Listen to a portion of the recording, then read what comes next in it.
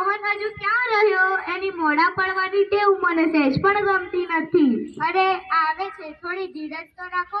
જ્યારે જુઓ ત્યારે તમને આખા ગામની ઉતાવળ હોય છે. તે હોય જ ને, સવાર સવારમાં કેટલા બધા કામ હોય છે, તમને લોકોને શી ખબર? હવે આ ઉંમરે શાના કામ? નિરાંત રાખો, નિરાંત. જો આ મોહન મને ખબર છે બાપુજી કે તમારે બેસણું પતાવી ને બેંકમાં જવાનું છે. બોલો હવે ક્યાં લઈ જાઉં? મોહન, તું પહેલા મને મંદિરે મૂકી આવ. બાપુજી તમે થોડી રાહ જુઓ, હું ફટાફટ બાને મૂકીને આવું છું. ચાલો બા, તમને મંદિરે મૂકી ને પાછો બાપુજીને બેસણામાં મૂકીને હું પાછો આવું છું. બોલો, હું તો ત્યાં તો તૈયાર ઊભો છું, પણ આ મહિલાઓને સવાર સવારમાં બહુ બડબડાટ હોય છે. આવી ગયો બેટા? મીનુ, તું કહેતી હતી મારી સ્કૂલમાંથી કોઈ ઇન્સ્પેક્ટર આવવાના હતા, કેમ? હા દાદાજી, તમને ખબર છે ગઈકાલે અમારી સ્કૂલમાં ટ્રાફિક વિભાગમાંથી ઘણા બધા સાહેબો આવ્યા હતા. એમણે અમને રોડ સલામતી અને નિયમો સમજાવ્યા હતા. તેઓ કહેતા હતા કે ટુ વ્હીલર વાળા દરેક વાહનો ચલાવતી વખતે ફરજિયાત હેલ્મેટ પહેરવું જોઈએ. સાચી વાત છે બેટા, આપણે આપણી સલામતી આપણી જાતે જ રાખવાની છે. અરે આ મોહન પણ ભારે ઉતાવળી છે. આ હેલ્મેટ તો અહીં જ ભૂલી ગયો. આજકાલના શહેરોમાં લોકો બેફામ રીતે વાહન હાંકે છે, કોઈને કોઈના જેવી પડી જ નથી. અરે ભાઈ મોહન. દાદાજી, પપ્પા આવી ગયા. અરે ભાઈ મોહન, સવાર સવારમાં ઉતાવળ તો હોય, પણ આમ હેલ્મેટ પહેર્યા વિના તું જતો રે એ સારી બાબત નહીં. જા પહેલામાં પહેલી હેલ્મેટ લે, પછી મને ગોવિંદવાડી મૂક્યા, પછી હું મારી રીતે ઘેર આવી જઈશ. ચાલો હવે તમારી વારી. બેટા મીનુ, હું દાદાજીને મૂકીને આવું છું, પછી તને લઈ જાઉં છું. ત્યાં સુધી તારી સ્કૂલ બેગ ને લંચ રેડી રાખજે. ચાલો બાપુ.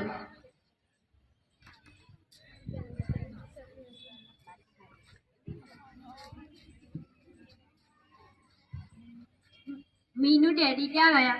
એ દાદાજીને લઈને ગયા છે અને આવશે ત્યારે મને લઈને જશે. હા હા, તમે બંને જઈ આવજો. ત્યાં સુધી મારી સ્કૂલ બસ પણ આવી જશે. છોકરાઓ, તમારી બધી વસ્તુ રેડી કરીને મૂકી છે ને? ઉતાવળમાં કઈ ભૂલી ના જતા.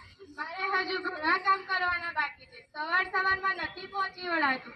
મોહન, ઓ મોહન. મમ્મા, પપ્પા તો દાદાજીને લઈને ગયા છે. એ આવે ત્યારે મને લઈને જશે. ભલે ભલે, તમે અહીંયા બેસો, હું રસોડામાં છું. ગમે તે કામ હોય તો બૂમ પાડજો.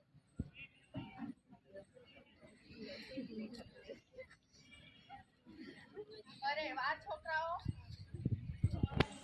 છોકરાઓ, આજે તો વહેલા વહેલા તૈયાર થઈ ગયા છો ને? આ મોહન કેમ હજુ દેખાતો નથી?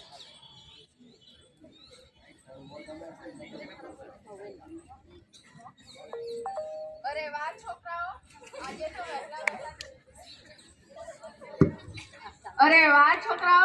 આજે તો વહેલા વહેલા તૈયાર થઈ ગયા છો ને? આ મોહન કેમ હજુ દેખાતો નથી? એ દાદાજીને ગોવિંદવાડી લઈને ગયા છે, બસ આવતા જ હશે. લો, આવી ગયા ડેડી.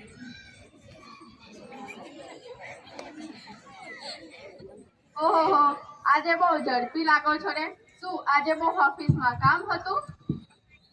તને તો ખબર છે ને કે મારે ત્યાં સવારે સવારે કેટલી ભાગદોડ હોય છે. બા કે બાપુજીને કંઈક ના કંઈક તો જવાનું જ હોય છે, અને કશે ના હોય તો છેવટે બાને મંદિરે તો મૂકવા જવું જ પડે. બોલ, તારે શું કામ હતું? કામ તો કઈ ખાસ નહોતું, પણ તારું હેલ્મેટ જોઈતું હતું. આજે બહાર ગામ જવાનું છે ને?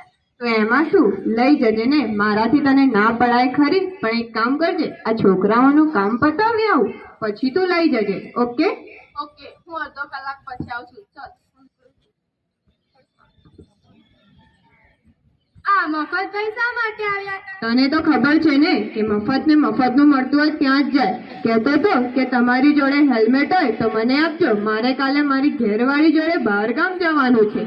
કે તમે તો ના તો પાડી જ નહીં હોય, કહ્યું હશે હા હા લઈ જજે. એમાં શું? તમને ખબર છે આજકાલના વાહનોવાળા કેટલા બેફામ બની ગયા છે? રોજ ટીવીમાં કેટલા ભયાનક અકસ્માત જેવા સમાચારો આવે છે. તેમાં તો ટુ વ્હીલર વાળાને કોઈ ગણતું જ નથી. ગમે તેમ ફાવે હંકારીને અડફેટમાં લઈ લે છે. એમને વાહન છે તો હેલ્મેટ લેતા શું થાય છે? તમે ગમે તે કરીને એમને ના પાડી દેજો. એમને તો બસ આદત પડી ગઈ છે મફત માંગવાની. મને ખબર છે કે તું સાચી છે, તો પડોશી ધર્મ તો નિભાવવો જ પડે ને. સારું ચાલ. ચાલ મને બીજા કામ કરવા દે. તે કરો ને તમારા કામ. મેં તમને ક્યાં પકડી રાખ્યા છે? પાછું તમારે ઓફિસ જવાનું પણ મોડું ના થાય. તો તું જ કે હું શું કરું? આ બધા કામમાંથી વહેલો નીકળું તો હું વહેલો ઓફિસ પહોંચું ને. આ બધા કામમાં મારે કેટલું મોડું થઈ જાય છે. આ કામ કરું તો પણ સાંભળવાનું અને ના કરું તો પણ સાંભળવાનું. તારી કોઈ ફરમાઈશ ખરી? ના ના, મારી શાની ફરમાઈશ? હવે તો એ જમાનો ગયો. હવે તો જવાબદારીનો જમાનો ચાલે છે. સહેજ પણ ચૂકી જઈએ એટલે ફેલ સમજો. જાઓ હવે આ છોકરીના કામ પતાવો. ત્યાં સુધી હું તમારું ટિફિન રેડી રાખું. ચાલ બેટા મીનુ.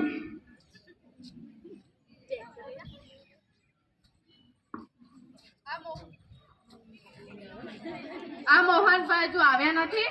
મારે હેલ્મેટ લેવાનું છે. પણ એક વાત કહું અંકલ તમને? હા હા, કહે શું વાત છે? તમે તો હમણાં જ લાખ રૂપિયાનું બાઇક લીધું ને, હા તો વળી શું થયું? તો સાથે એક સારું હેલ્મેટ પણ લઈ લીધું હોત તો. હેલ્મેટ તો જ્યારે બહાર કામ જવાનું હોય ત્યારે જ જરૂર પડે છે. બાકી કામમાં ક્યાં હેલ્મેટની જરૂર પડે છે? પણ હેલ્મેટ તો તમારી સુરક્ષા માટે જ છે ને. અમારી સ્કૂલમાં ટ્રાફિક સાહેબ આવ્યા હતા, તે પણ હેલ્મેટ પહેરીને જ બાઇક ચલાવવાનું કહેતા હતા. અરે વાહ પિન્ટુ, તે તો ખૂબ સરસ વાત કરી. પણ ચાલ હવે તારી સ્કૂલ જવાનું છે. તારે સ્કૂલ બેગ અને ટિફિન રેડી કરી દીધું છે. હા મમ્મી, બસ હું તો મારી બસની રાહ જોઈને બેઠો છું.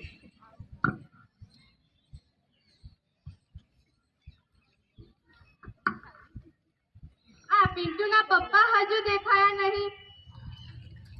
100 વર્ષનો થવાનો છે. તને યાદ કરીને તું આવ્યો. લો આ તમારું બેગ અને આ ટિફિન. હું ક્યારની રેડી રાખીને ઊભી છું. ચાલો મમ્મી ડેડી, હું નીકળ્યું છું. મારી બસ આવતી જશે. બાય બેટા. મોહન, તમે આ હેલ્મેટ વિના જશો? મફતમાં એમને હેલ્મેટ આપો તો. મોહનના હાથમાં ટિફિન અને બેગ હતું એટલે મેં મારા હાથમાં લીધું હતું. હા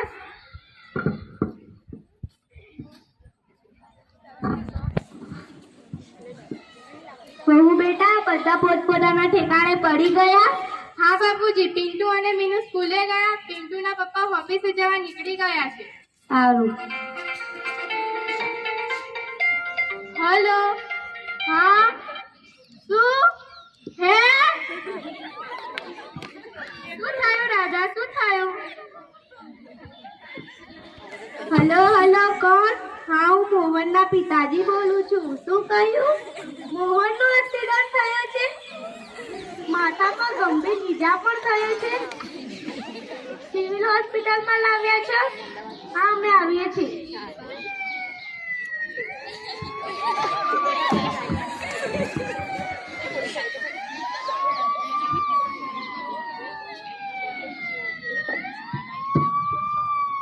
અરે આ એમ્બ્યુલન્સનો અવાજ આવે છે પણ એમ્બ્યુલન્સ દેખાતી નથી.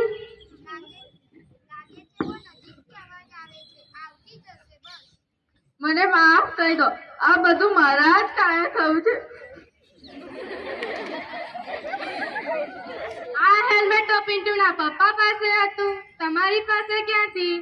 હા, હેલ્મેટ તો મોહનભાઈ જ લઈને નીકળ્યા હતા. પણ રસ્તામાં મારે બહાર કામ જવાને કારણે મેં મોહનના પાસેથી લીધું હતું. મને શી ખબર કે મોહનને રસ્તામાં એક્સિડન્ટ થશે.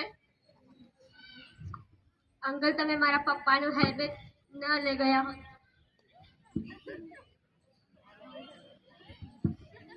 મારા પપ્પા. મને માફ કરી દે બેટા, તારી વાત સાચી છે. હું ડોક્ટરને મળી આવ્યો છું. પોસ્ટમોર્ટમ કરનાર ડોક્ટરે કહ્યું છે કે મોહનના માથા પર ગંભીર ઈજાના કારણે મોહનનું મૃત્યુ થયું છે. જો મોહને હેલ્મેટ પહેર્યું હોત તો તેના માથા પર થોડી ઈજા થાત અને મોહનનો જીવ બચી જાત. ભૂલ તમારી પણ અને મોહનની પણ. આ નાનકડી ભૂલના કારણે અમારે આખી જિંદગી હવે ભોગવવું પડશે. હા, હું મોહન હાથે હેલ્મેટ હોત તો આજે અકસ્માત સમયે તેનો જીવ ન જાય. હું મોહનને ઘણી વાર કહેતો આવ્યો છું, બહાર જતા પહેલા અવશ્ય હેલ્મેટ પહેરવું જોઈએ. બાપુજી, તમે ચિંતા ના કરશો. હું બેઠી છું ને, બધું ઠીક થઈ જશે. હું બેટા, આમ કમાતો એકનો એક દીકરો અચાનક જાય ત્યારે ભલભલાની ત્રેવ તૂટી જાય છે. હવે ઘરનો ખર્ચ, અમારી દવાઓ, મીનુ અને પિન્ટુની સ્કૂલની ફી, આ બધું આપણે કેવી રીતે કાઢીશું? આ બધી જવાબદારી કેવી રીતે પૂરી કરીશું? બા, તકલીફ તો રહેવાની, સાથે જવાબદારી પણ વધી જવાની, પણ તમે ચિંતા ના કરજો, બધું ઠીક થઈ જશે. અમે બંને ઘરડાઓ, મારો નાનો પિન્ટુ, મારી મીનુ. બહુ બેટા, તારું શું થશે? તારું વિચારીને તો પણ મને ગભરામણ થાય છે. મને માફ કરી દો, મારી ના સમજના કારણે જ આ તમારા ઘરની પરિસ્થિતિ થઈ છે. હે ભગવાન, તે મારા મોહનને નથી માર્યો, પણ તે મારા આખા ઘરનો આધાર છીનવી લીધો. હવે હું તારા મંદિરે કેવી રીતે આવીશ? હવે મને તારા મંદિરે કોણ લઈ આવશે? હું જાઉં છું, મારા લાયક કોઈ પણ કામ હોય તો જણાવો.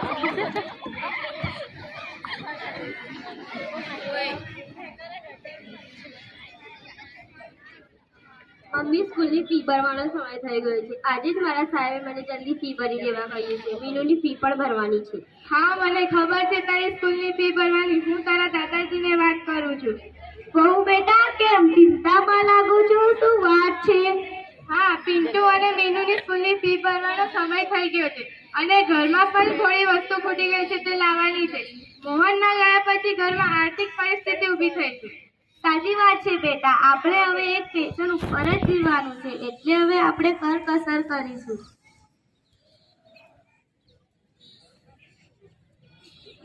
વડીલ, જો મોહનભાઈએ હેલ્મેટ પહેર્યો હોત તો કદાચ તેના હાથ પગમાં ઈજા થાત, પણ તેનો જીવ તો બચી જાત. પણ ટ્રાફિકના નિયમોનું પાલન ન કરતા ઘણા અકસ્માતો જીવલેણ સાબિત થાય છે. ભગવાનને ગમ્યું તે ખરું. અને વડીલ, અકસ્માત સમયે મોહનને કોઈ રાહદાર વ્યક્તિએ હોસ્પિટલ પહોંચાડી મદદ કરી હોત તો તેનો જીવ બચી જાત. અને મદદ કરનાર વ્યક્તિને રાહવીર એવોર્ડથી સન્માનિત કરી સરકારશ્રી દ્વારા 25,000નું ઇનામ પણ આપવામાં આવે છે. આ તો આપણી જાણ સારું કીધું, કારણ કે મોટાભાગના વ્યક્તિઓને તો ખબર પણ નથી.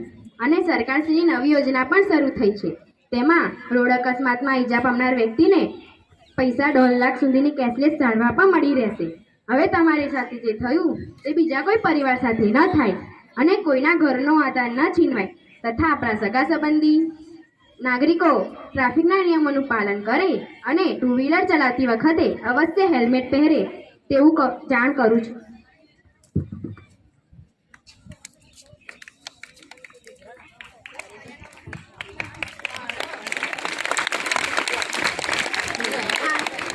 આપણી સુરક્ષા આપણી જવાબદારી છે.